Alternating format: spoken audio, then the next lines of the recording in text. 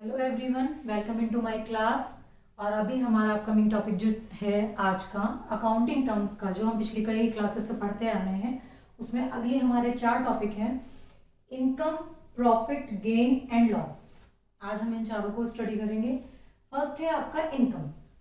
Surplus of revenue over expenses called income. हमने आपको पिछली क्लास में रिवेन्यू, एक्सपेंस, कॉस्ट, ये सब मैंने डिटेल से बताए थे। तो जिन लोगों को नहीं पता है वो पिछली क्लास को जाके स्टडी करें, सब पॉइंट क्लियर हो जाएंगे।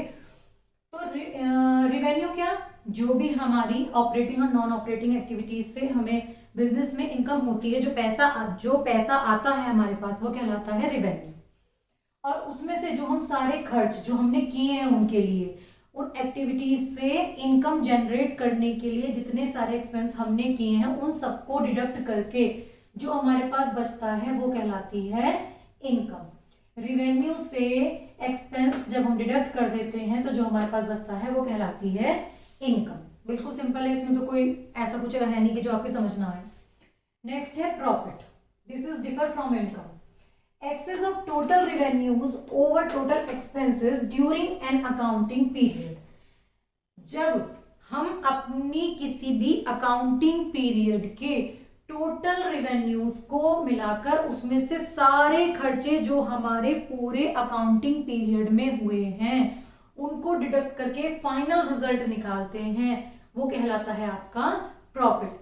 ये जो है पर्टिकुलर चीज पर अप्लाई हो सकती है, लेकिन ये क्या है, ये पूरे साल का हिसाब किताब है कि आपने पूरे साल में कितनी रेवेन्यू जनरेट की और उसमें से उस पर आपने उसे जनरेट करने के लिए जितने भी खर्च किए सब कुछ डिडक्ट करने के बाद जो आपके पास बचेगा वो है प्रॉफिट। यहां पर आप इसे ऐसे समझ सकते हैं कि मान लीजिए आपने 5 लाख रुपए की इनकम की है, ठीक है। पूरे साल में आपने जो अपने प्रोडक्ट सेल किए हैं या जो भी सर्विसेज आपने प्रोवाइड की हैं, उन सबको अर्न करने में आपने 4-4.5 लाख रुपए खर्च कर दिए। 450 का एग्जाम्पल ले लेते हैं कि 5 लाख रुपीज की आपकी इनकम थी और 4,50,000 रुपीज आपने उसमें क्या कर दिए, खर्च कर दिए। तो जो 50,000 आपके पास है वो क्या होगा, प्रॉफिट उस अकाउंटिंग पीरियड का, चाहे आप वो कैलेंडर ईयर ले चाहे तो आप फाइनेंशियल ईयर ले। नेक्स्ट है हमारा gain. Similar to profit but differ. मतलब कहने में तो ये एक सा लग रहा है कि हाँ ये प्रॉफिट है, गेन है, लेकिन इनमें बहुत बड़ा फर्क है। गेन क्या होता है, प्रॉफिट और advantage which is not related to operating business transactions, it belongs to incidental transactions और इवेंट्स ऑफ बिजनेस। क्या कह रहे हैं, कोई भी ऐसा फायदा या कोई भी ऐसा मुनाफा या कोई भी ऐसा प्रॉफिट जो आपको अपने बिजनेस की नॉन ऑपरेटिंग एक्टिविटीज से हो रहा है वो कहलाएगा आपका गेन, और जो ऑपरेटिंग एक्टिविटीज से हो रहा है वो कहलाएगा आपका प्रॉफिट। यहां से अच्छे से समझ लीजिए डिफरेंस को, प्रॉफिट और गेन को। प्रॉफिट होता है ऑपरेटिंग एक्टिविटीज से। ऑपरेटिंग मतलब जो बिजनेस की एक्टिविटीज हैं जिसमें आप अपना बिजनेस करते हैं, ट्रेडिंग करते हैं, सर्विसेज प्रोवाइड करते हैं, वो आपकी ऑपरेटिंग एक्टिविटीज हैं। लेकिन गेन किससे होता है, गेन होता है ऐसी चीजों से जो आपकी बिजनेस की ऑपरेटिंग एक्टिविटीज नहीं है, लेकिन आपने कोई चीज सेल की है, आपको प्रॉफिट हुआ है, दैट इज कॉल्ड गेन। जैसे मैं एग्जांपल के तौर पर आपको समझा दूं, मान लीजिए आपके पास आपके बिजनेस का फर्नीचर है, आपका बिजनेस फर्नीचर है जो आप यूज करते हैं एज एन एसेट।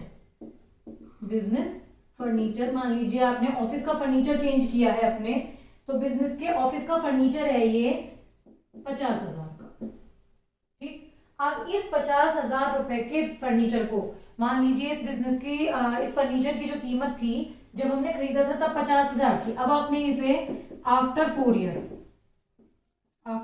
ईयर जो इसकी कीमत है वो रह गई है मान लीजिए 30,000। मान लीजिए एग्जाम्पल के तौर पर समझाने के लिए 50,000 थी, अब रह गई है 30,000, और आपने इसको सेल कर दिया 35,000 में, ठीक है, 35 में। तो आपको जो यहां पर गेन हुआ वो हुआ 35,000 माइनस 30,000 इक्वल टू 5,000। ये हो गया आपका गेन। क्यों हुआ ये गेन, क्योंकि फर्नीचर बेचना या खरीदना आपकी बिजनेस की ऑपरेटिंग एक्टिविटी नहीं है। फर्नीचर, बिजनेस का जो फर्नीचर है that is not goods, that is not your business transaction goods. मतलब जिसमें कि आप अपनी ट्रेडिंग की एक्टिविटी नहीं करते हैं, वो सामान नहीं है। ये क्या है, बिजनेस का जो फर्नीचर है वो आपकी एसेट है। एसेट जो है वो इंसिडेंटल है कि भाई आपका खराब हो गया या आपको रिनोवेशन कराना है, तो इसलिए आपने उसको सेल आउट कर दिया। अब जब सेल आउट किया तो उस पर आपको प्रॉफिट हुआ, तो वो प्रॉफिट आपकी बिजनेस की रेगुलर इनकम नहीं है।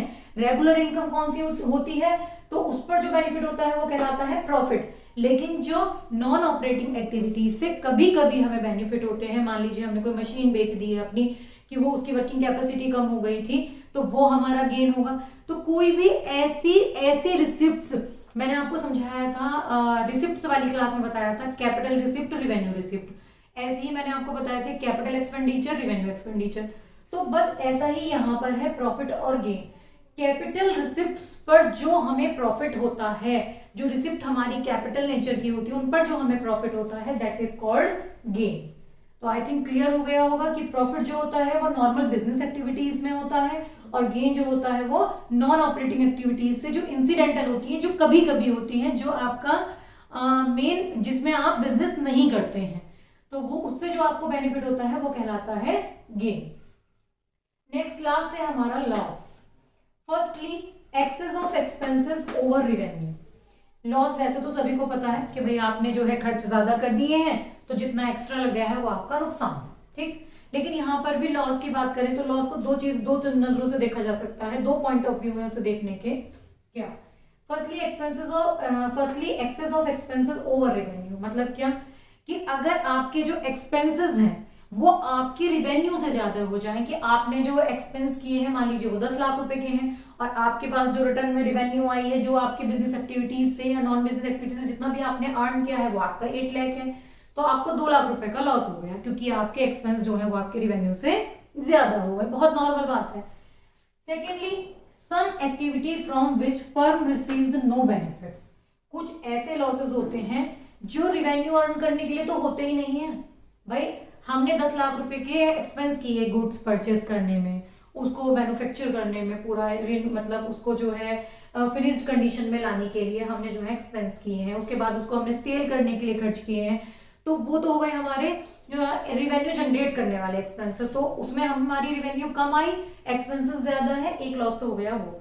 दूसरा लॉस कौन सा हुआ, दूसरा हुआ ऐसा लॉस जो हमने तो किया ही नहीं है, वो खुद से हो गया है। जैसे क्या, आग लग गई फैक्ट्री में, या बाढ़ आ गई, माल चोरी हो गया, कोई एक्सीडेंट हो गया, रास्ते में आ रहा था कोई दुर्घटना हो गई, तो क्या हुआ, उन चीजों में आपका गुड्स डैमेज हुआ, आपका लॉस हुआ, ठीक है।